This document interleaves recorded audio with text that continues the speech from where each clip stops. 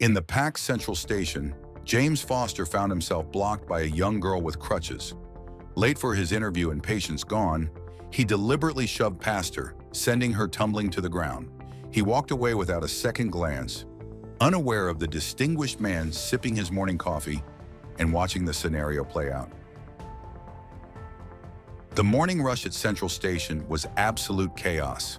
Hundreds of commuters pushed and shoved their way through the cramped space, each person focused solely on their own destination. In this sea of faceless strangers, James Foster stood checking his watch for the 5th time in as many minutes. His heart sank as he noted the time. Just 20 minutes until his interview at Meridian Technologies, the opportunity he'd been waiting for. The position promised excellent pay, benefits, and most importantly, the chance to finally get his career back on track. But the train was running late, and now everything he'd worked for hung in the balance. Just then, the announcement system crackled to life, informing passengers of yet another delay. James cursed under his breath and decided to push through to a different platform, where another train might get him closer to his destination. Time was running out, and desperation fueled his movements as he began forcing his way through the dense crowd.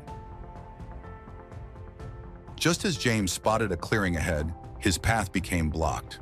A young girl, no more than 11 years old, struggled to navigate the busy station.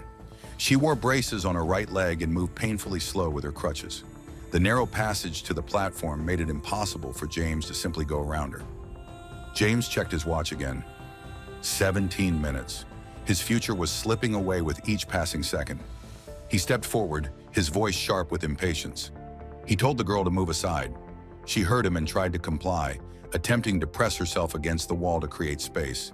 But as she shifted, one of her crutches caught on a passing traveler's bag, causing her to wobble precariously. Instead of waiting those few extra seconds, James felt something snap inside him. All the pressure, all the anxiety about this interview came rushing to the surface. With deliberate force, he pushed past her, his shoulder connecting with her side. The impact wasn't particularly hard, but for someone already unsteady on crutches, it was enough. The girl lost her balance completely and tumbled to the ground. Her crutches clattered loudly against the station floor, the sound momentarily rising above the din of the crowd. A cry of pain echoed through the station as she landed awkwardly on her braced leg. James barely slowed his pace. Without looking back, he raised his hand in an apologetic wave and continued moving. In his mind, he had justified his actions already. He had an important interview, a future to secure. People carried on as if the girl weren't there, and her fall and cry of pain didn't matter. A well-dressed man of about 50 years of age was sitting by the corner, sipping his morning coffee and reading his newspaper, and saw what happened. But unlike others, he took action. The man immediately set down his coffee and newspaper on a nearby ledge. Without hesitation, he moved toward the fallen girl, while James disappeared into the crowd. He knelt close to the girl. He helped her to a sitting position, checking to make sure her braces hadn't been damaged from the fall. The girl's face was flushed with embarrassment and pain. She tried to hold back her tears, but couldn't stop them from streaming down her face. She told the man, between sobs, that she was going to miss her train. The man assured her that some things were more important than catching a train. He would miss his too, but that didn't matter right now. What mattered was making sure she was okay. With gentle movements, he helped the girl to a nearby bench, away from the rushing crowds. He examined her leg more carefully and helped her get to her location. Meanwhile, James had made it to his interview just in time.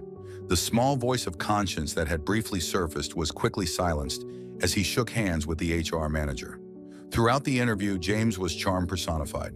His responses were polished, his resume was impressive, and his demeanor confident without being arrogant.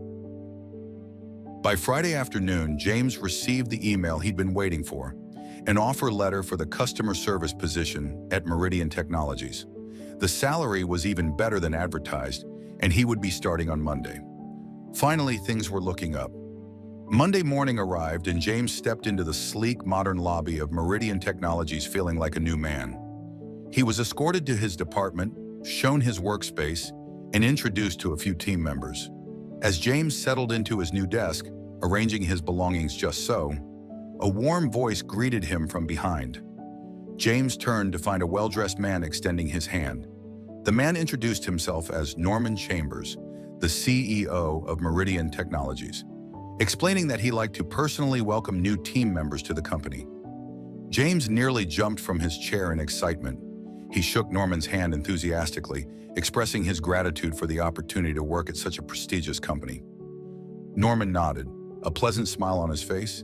He asked James why he thought he had been selected for this position from among dozens of qualified applicants. Confidence surging through him, James cited his qualifications and passion for customer service as the deciding factors. Norman then asked what qualities James believed made an excellent customer service representative.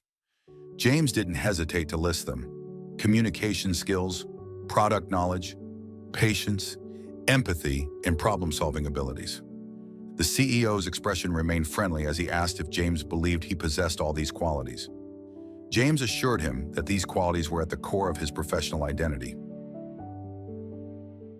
As James finished speaking, he noticed something shift in Norman's expression. The smile remained, but his eyes took on a more serious look.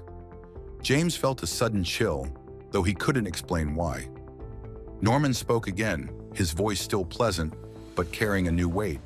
He mentioned that he had been at Central Station the previous Tuesday morning. He had seen a young girl with crutches struggling to walk through the crowd. A creeping sense of dread began to fill James as the words registered. His mind flashed back to that morning, to the girl he had pushed aside in his rush. Norman continued, his voice growing firmer. He had also seen a man in a suit, much like the one James was wearing now, shove that girl to the ground and walk away without stopping to help. That man, Norman said, was James. The color drained from James's face as realization dawned on him. The well-dressed man at the station, the witness to his moment of cruelty, had been Norman Chambers, CEO of Meridian Technologies. James opened his mouth to speak, to explain, to defend himself, but found no words. What could he possibly say? The truth was clear and undeniable. Norman's expression was now stern as he stood to his full height. He explained that Meridian Technologies valued integrity, empathy, and patience above all else, especially in their customer service department. The company wouldn't need James's services after all. As Norman delivered his final words, they seemed to echo in James's mind. "You never know who's watching, Mr. Foster." James sat frozen at the desk that had been his for less than an hour, watching as Norman walked away. In that moment, the weight of his actions finally caught up to him. It wasn't just about losing this job opportunity. It was about the person he had chosen to be when he thought no one who mattered was watching. As James gathered his few belongings, he couldn't help but wonder how different things might have been if he had stopped to help that girl instead of pushing past her. How many times in life do our true characters reveal themselves in moments we think don't matter? And you, what would you do if you thought no one was watching your actions?